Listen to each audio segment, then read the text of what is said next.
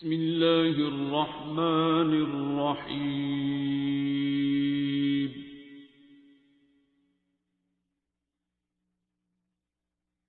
अर्रहमान। ठीक। एक हाँ और क्वेश्चन है, जी जी। अगर जैसा आपके सारे आपने स्कूल किया, कॉलेज, व्हाटएवर एवरीथिंग, उनमें से आपका सबसे ज़्यादा फेवरेट ईयर कौन सा था? जैसे ग्रेड, एनी ग्रेड, उनमें से सबसे ज़्यादा आपका फेवरेट क्या था? क्या आपको याद है कि बहुत मज़ा आया इस तरह का कुछ? स्कूल कॉलेज का डे या ईयर? ग्रेड। ग्रेड। ग्रेड कह रहे हैं? कौन से ग्रेड में मैंने ज़्यादा एंजॉय किया था या मुझे याद है? सच बताऊं,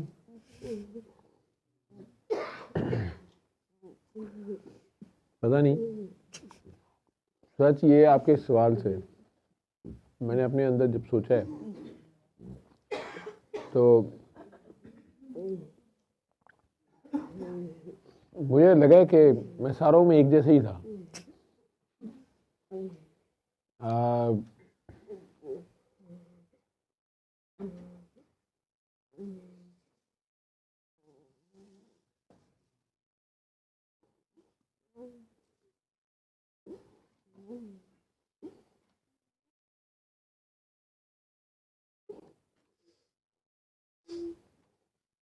सारों में सेम थे। सारों में सेम था।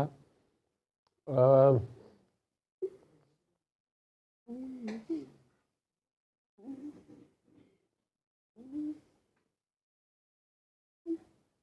बड़ा इंटरेस्टिंग सवाल है तेरा भी,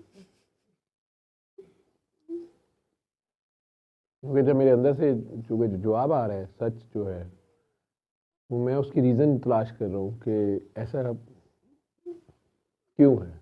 कोई स्पेसिफिक मेमोरी होगी या कोई टाइम जो आपको मज़ा आया हो? I was always an average student, never a high achiever.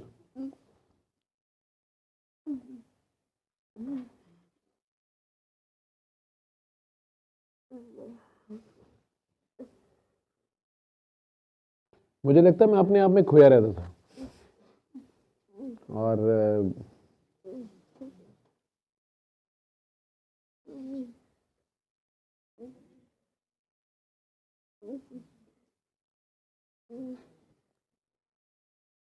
Until unless कोई बंदा मुझे रियली लाइक टीचर चैलेंज दे दे या वो ये कह दे कि तुम ये तो नहीं कर सके, ये नहीं कर सकता, इससे नहीं कराना, ये नहीं करना, मैं बहुत ज़्यादा कोई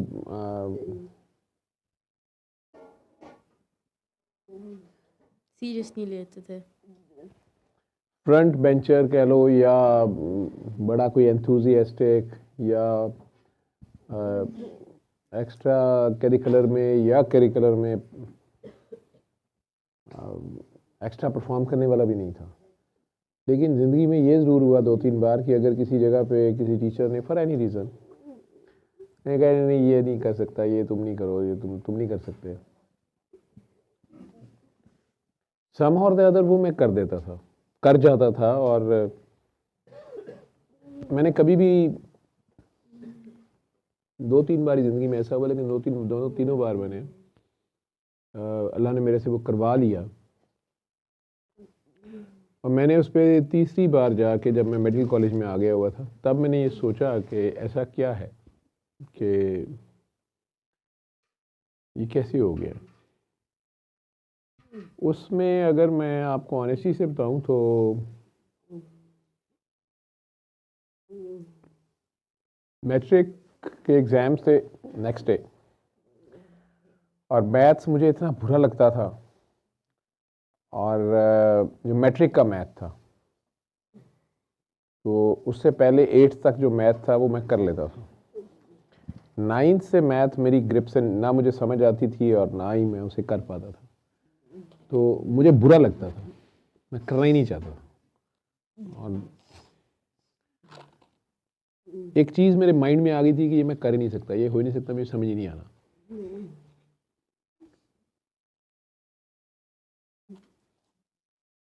मैट्रिक का पेपर था, शायद एक आध दिन रहता था, मे बी हार्डली 24 आवर्स। और फर्स्ट पेपर था वो, बोर्ड का एग्ज़ाम उसको बोलते हैं, स्कूल का फाइनल एग्ज़ाम कह लो, उसके बाद कॉलेज में ही आना था। मेरे नेबर्स में थे प्रोफेसर, मेरे वालिद के कुलीग, मेरे वालिद की डेथ हो गई, और चूंकि पहला पेपर ही मैथ्स का था और मैंने माइंड में ये सेट, मैंने अपनी तरफ से ये ख्याल कर लिया होता कि ये तो मेरा फेल ही होना है, फ़ायदा ही कोई नहीं, मुझे आना ही नहीं है, मैं कर ही नहीं सकता, ये होना ही नहीं है, हो ही नहीं सकता। मैं बाहर ग्राउंड में खेल रहा था, वो नेबर में जो प्रोफेसर साहब थे उनका बेटा भी पेपर दे रहा था, वही स्कूल हमारे डिफरेंट थे, हम नेक्स्ट डोर नेबर थे। तो अंकल कहीं से आ रहे थे, उन्होंने गाड़ी रोकी, मुझे बुलाया और डांट के पूछा कि तुम्हारा कल पेपर नहीं है मैथ्स का? मैंने कहा जी। तो उन्होंने डांट के कहा कि तैयारी करो, पढ़ो जाके। मैंने कहा अंकल मुझे नहीं आता।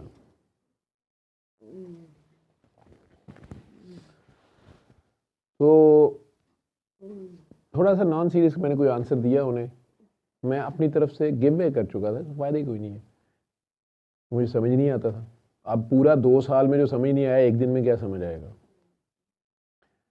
तो मुझे याद है उन्होंने कुछ थोड़ी सी अजीब सा कमेंट पास कर दिया मेरे पे कि तुम्हारे जैसे बाकी बच्चों का भी को ख़राब करते हैं। वो उनका बेटा वाकई ऊपर उसका रूम था, तो वो खिड़की में से वो बैठा पढ़ रहा था, लेकिन वो ऑब्वियसली हमें खेलता हुआ देख रहा था। उनका वो वर्ड थे ना, तुम जैसे बच्चे। पता नहीं मुझे क्या हुआ, उन्होंने कहा हाँ तुम जैसे को समझ आ भी नहीं सकती, तुम्हें मैथ्स कहाँ से आएगा, लेकिन तुम जैसे दूसरे बच्चों को जो पढ़ रहे होते हैं डिस्टर्ब करते हैं, शोर करते हैं और ये करते हैं और वो करते हैं, डिस्ट्रैक्ट करते हैं, कुछ बोल बाल के वो चले गए।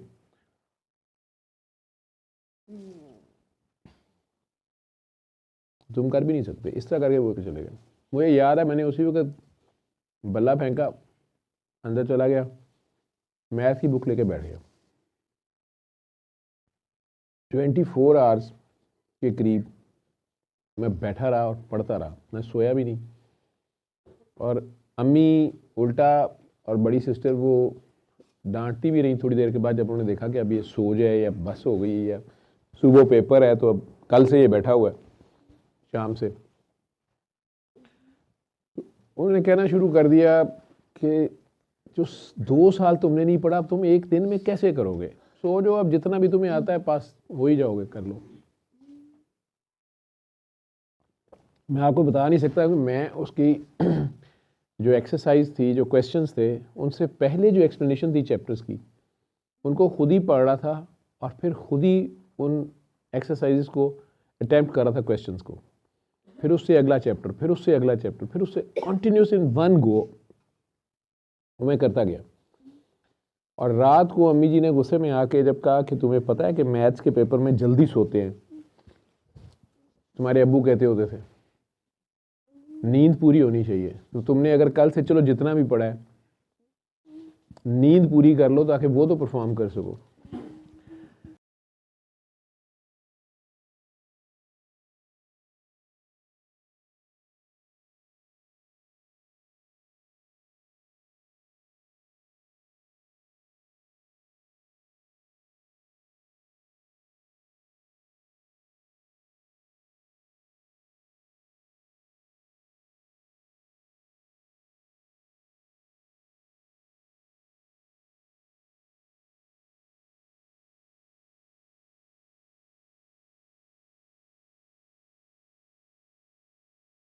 अगला थ्योरम आ गया, तो मैंने आधा ही लिखा।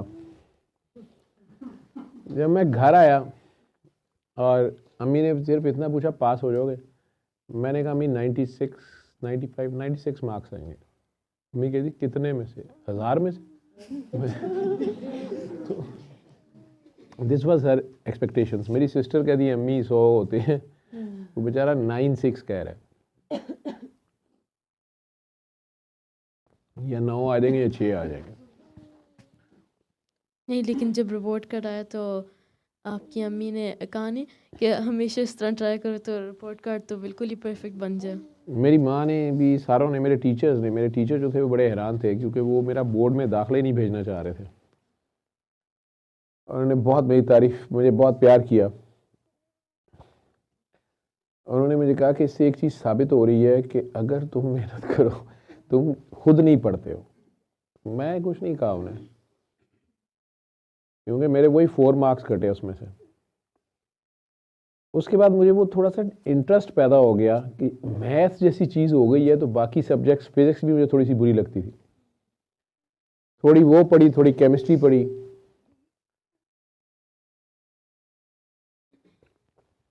मुझे अभी तक याद है कि मैं पेपर की मार्किंग करता था तो मेरे टीचर ने कहा था कि ये फर्स्ट डिव नहीं ले सकता, 60% नहीं ले सकता। और जो ही मैं पेपर हल करते हुए ये देखता था ना कि मुझे क्रिकेट का शदीद शौक होता, मैं उसे करते हुए मार्किंग करता था कि इसमें से 70%, 60, 70 बन जाएंगे। चाहे अगला क्वेश्चन आता भी है, मैं बाहर निकल नहीं करता था क्योंकि बाहर क्रिकेट हो रही होती, पेपर छोड़ा था बाकी। मैं, अब मुझे याद है अभी भी, मैं कहते ठीक है 70 बन जाएंगे, ठीक है। सर ने कहा था ये 60% नहीं दे सकता, 60 से ज़्यादा ही लेने हैं। उर्दू में से कुछ डाल लेने, मेरी उर्दू बहुत अच्छी थी, मैंने कहा इसमें इतने आ जाएंगे तो इधर से ये कंपनसेट हो जाएंगे, इंग्लिश में से इधर इतने कम आएंगे, उर्दू में से ज़्यादा ले लेता हूँ। तो इस्लामियात और मुतालिया पाकिस्तान मेरे लिए घर की खेत की मूली होती थी, बल्कि जिन्होंने मुतालिया पाकिस्तान लिखी है मैं ख्याल मेरे से लिखवाते थे। ठीक है, वो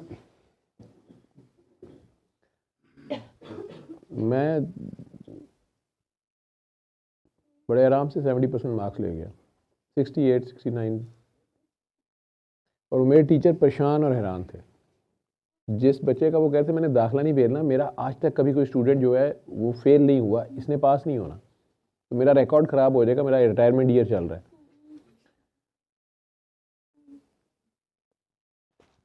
मैंने सिर्फ उससे खुद ये सीखा कि ज़िंदगी में एक तो ये कभी नहीं सोचना चाहिए कि I can't do this, I can't achieve it, ये मेरे से नहीं हो सकता। नहीं, मेरे ज़िम्मे कोशिश है, नतीजा अल्लाह के हाथ है।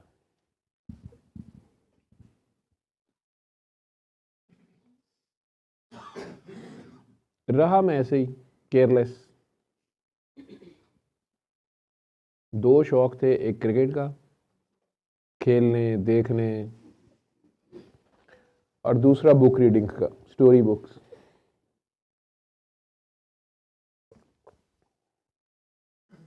बाबा भी क्रिकेट में जीतते भी थे। तो बस आपका फेवरेट सब्जेक्ट इंग्लिश होता था फिर इन जनरल?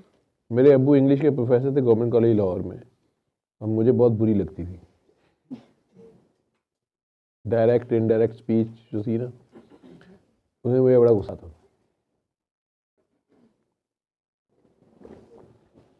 स्टोरी बुक्स ही हद तक ठीक था, लेकिन ये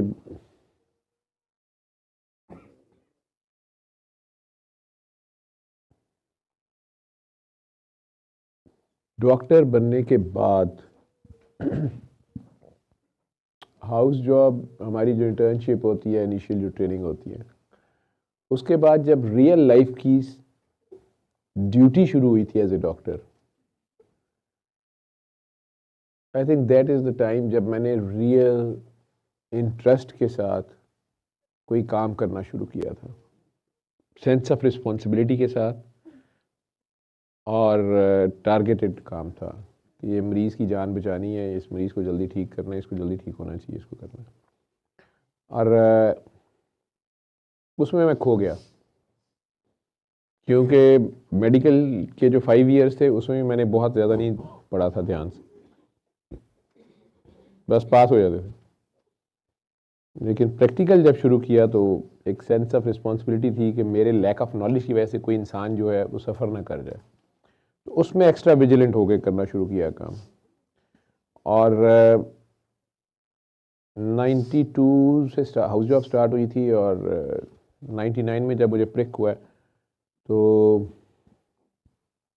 7 इयर्स में डॉक्टरी में कम से कम मुझे जो उस्ताद थे शहर में, वो भी कई बार कंसल्ट कर लेते थे, या अपने पर्सनल पेशेंट्स जो थे, उनके ब्लड रिलेटिव्स, पेरेंट्स वगैरह, उनके केस में मेरे पे ट्रस्ट करते थे। तो ये एक बहुत बड़ी बात होती है जूनियर डॉक्टर के लिए। पोस्ट ग्रेजुएशन मैं कर रहा था, लेकिन और दूसरों की जान भी हिसाब किए रखता था पेशेंट के मामले में।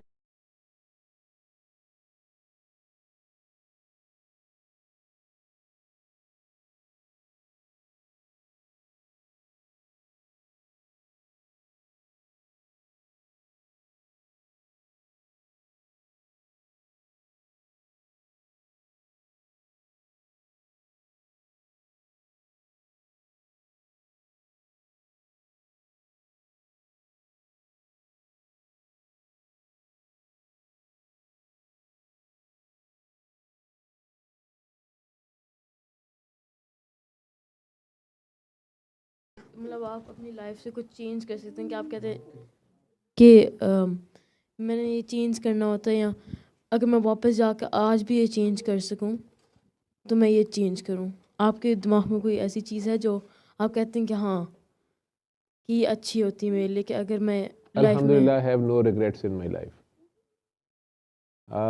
इवन अगर अभी अल्लाह मेरी जान निकाल ले, अभी मैं चला जाऊं, तो अल्लाह के आगे तो मैं फेल हूँ, मैं उसका हक नहीं अदा कर सका।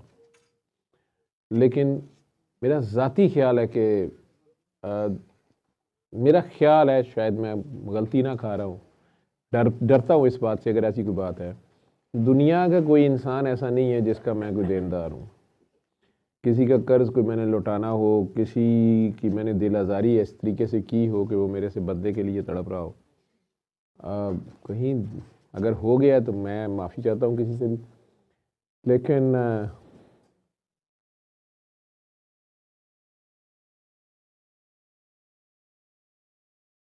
आई हैव नो रिग्रेट्स। अगर मुझे दोबारा भी ज़िंदगी मिलेगी तो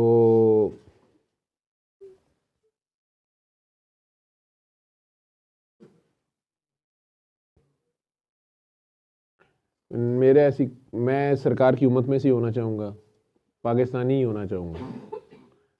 मेल ही बना दें, ठीक है, जो वो तो अल्लाह की मर्ज़ी अगर वो करेगा। अगर आप हाइपोथेटिकली पूछ रहे हो, सो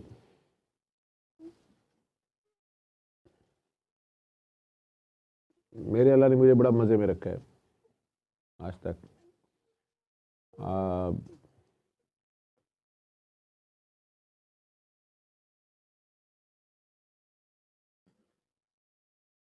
मुझे उससे कोई शिकवा नहीं, मैं उससे राज़ी हूँ, कोई गिला नहीं। बल्कि